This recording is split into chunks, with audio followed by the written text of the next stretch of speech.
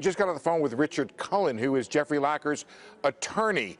Jeffrey Lacker, as we've reported in the last hour, abruptly resigned today for his involvement in the 2012 Medley confidential information case that's been out there and investigated.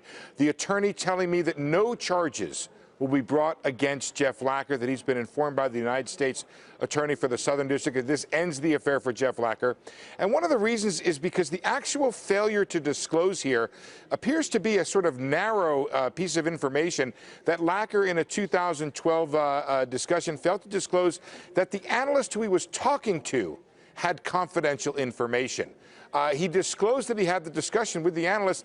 So this still leaves a question about this case as to whether or not the analyst got the information from another source, or whether or not the reporter was really just fishing and made up a number or some information.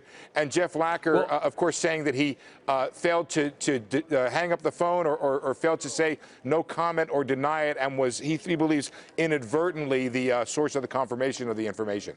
Yeah, Steve, I've also been digging and reaching out to some people in the last 30 minutes or so, and the analyst is named Regina Schleicher, worked for Medley Global Advisors, former financial journalist from Australia. I have the report that she put out October 3rd, the day before the minutes were released. Lacker spoke to her October 2nd, so you could maybe just say it was lucky, I guess. But the report is your point, she could have just guessed the 45 billion number, but there's so many specific things. But there's also the threshold there for what would the number would be for the Fed to stop. How that late was also a story working. There. Yeah, exactly. So the failure here of Lacker to disclose is to disclose to officials that Regina had confidential information, which is sort of a strange area, but apparently he is required to disclose that as well. Yeah, and that he had talked to her the day before her report came out. That he disclosed, apparently, that he did talk to her. 3 years later, though, right? In 2015, well, he disclosed it looks like, from what I can tell, Brian, from the statement, which, as we've said, is a little convoluted, it doesn't appear as if he denied talking to her in that 2012 General Counsel discussion, Brian. I don't think he denied that. And there's still the question, where'd you get the information in the first place? Exactly, Michelle. And that's really an interesting question as to whether or not, and what we don't know, we're trying to reach out to the U.S. Attorney's Office, whether or not the investigation overall continues. It appears to have ended as far as Jeff Lacker is concerned, but whether or not there was another source of the information and this journalist was simply getting confirmation and got it from Jeff Lacker through his failure to comment or whatever transpired during that call, that's really sort of a remaining question here. I'm presuming that Lacker's attorney didn't disclose whether or not there was a quid pro quo, no charges against Lacker in exchange for other information, perhaps about the source that the reporter had.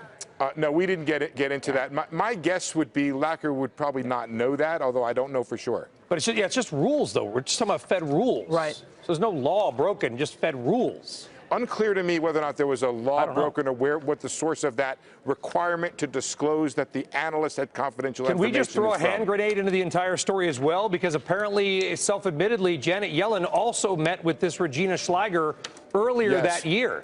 That Yellen admitted to investigators that, yeah, back in June of 2012, 3 months, that she had also met with Regina Schleicher to talk about global issues. Yeah, that's been known and out there, Brian. And it, as far as I know, no confidential information was passed in that regard.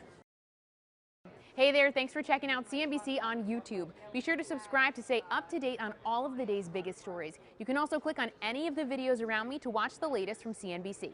Thanks for watching.